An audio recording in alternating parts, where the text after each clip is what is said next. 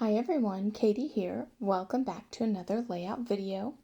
Today I have two photos of me in the ocean continuing my beach trip layouts, and I have an idea. So I use my kind of waved thickers ruler to create the wave shape on a scrap piece of paper. And I take my distress oxides. I have mowed lawn, broken china, and cracked pistachio.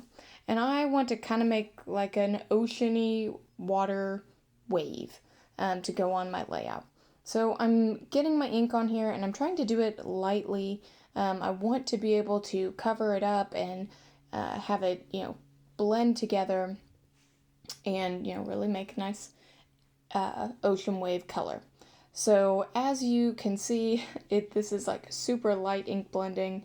It's really splotchy, and when I first started doing it, I'm like, oh my gosh, what have I gotten myself into? This looks terrible. But I promise, well, at least to me, in my opinion, it does not stay terrible.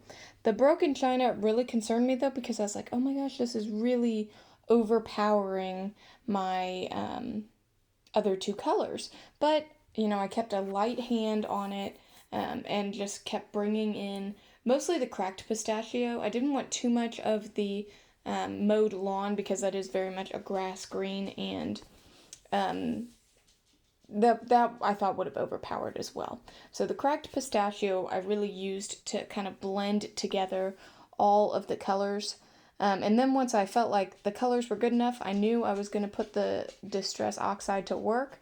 So I cut it out and I got my little spritzing bottle.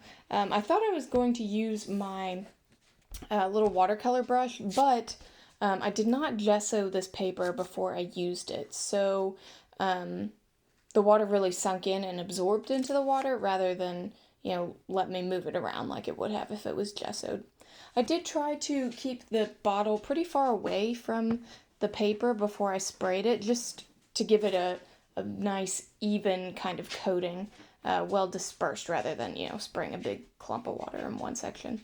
And I really like how it turned out. So the colors kind of blended together in certain areas, and it really made like a splotchy kind of look, which I think ended up looking really nice for my ocean wave. And now I just got these jewels, and some of them are really big.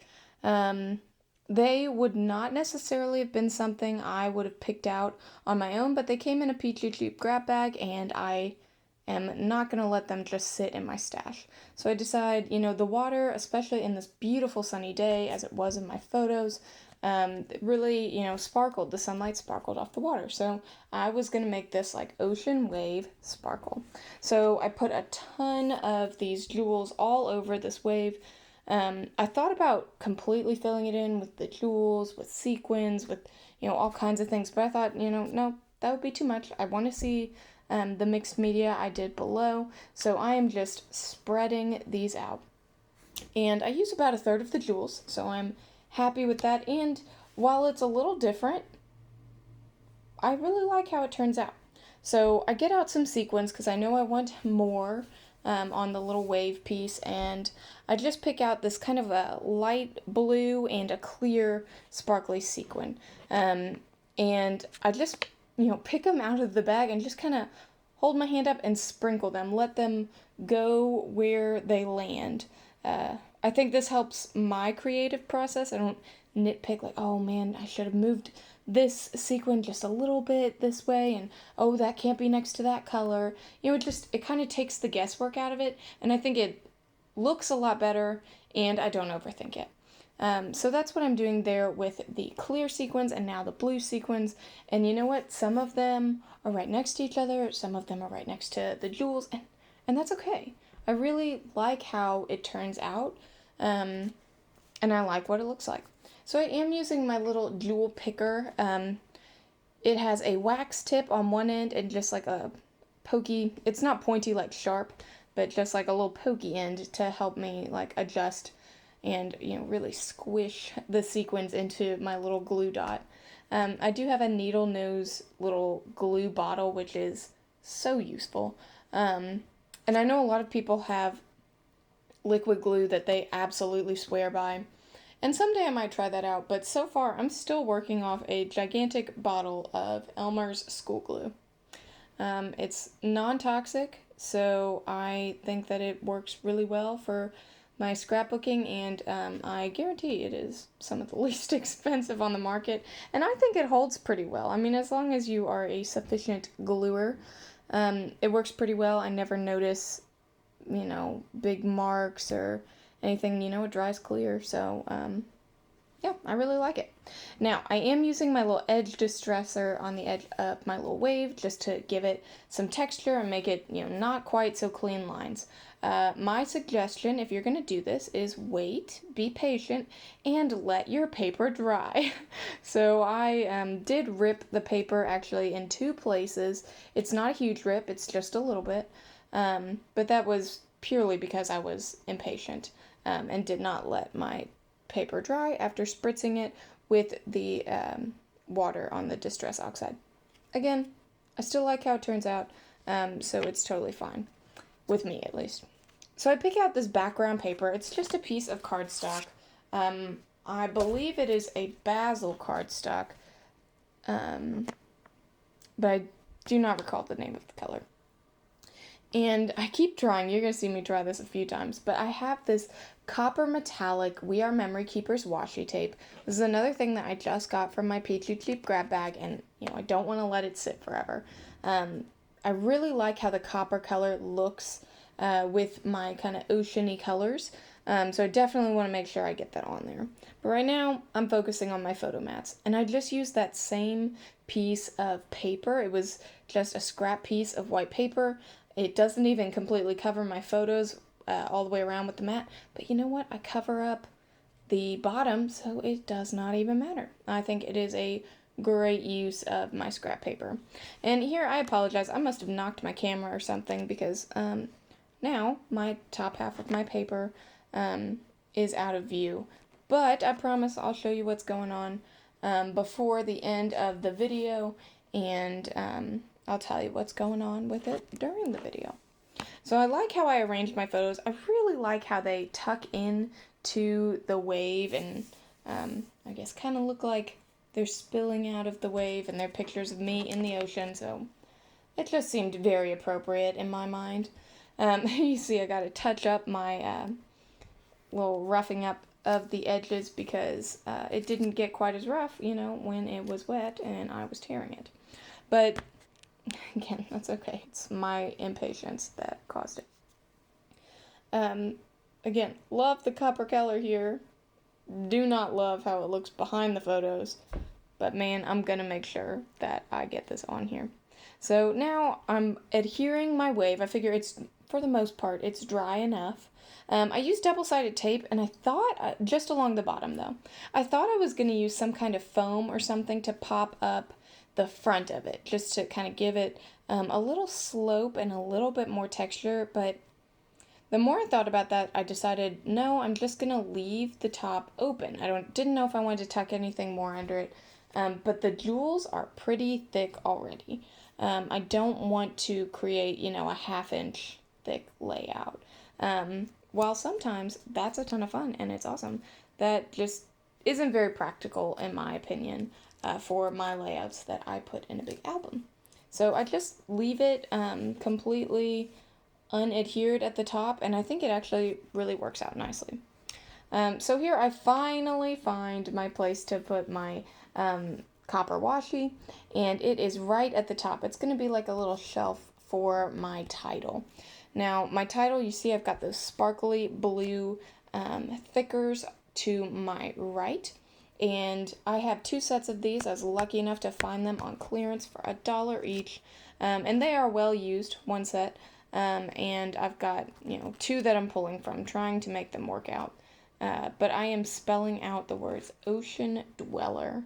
I think that is appropriate given my photos, and man, would I like to be back at the beach right now. So, I don't know. That's what it made me feel. So I'm starting at the back, and working my way forward in my title because I knew where I wanted my title to end. I have tried many a time to space it out, go from the middle, just to get it so perfect, and I must say, I'm not very good at that, and that's okay. But I know that, so I'm gonna start where I want my title to end, and then go from there. I also definitely use a 0 for the O in ocean. The regular O was lowercase, and I wanted it to be capital, so 0 it was, and I think it works out nicely. This set also has like a ton of extras, like lots of numbers, lots of, periods, commas, asterisks, all kinds of things. So I take a bunch of the periods that I know I'm not going to use and just sprinkle them on the big wave as well.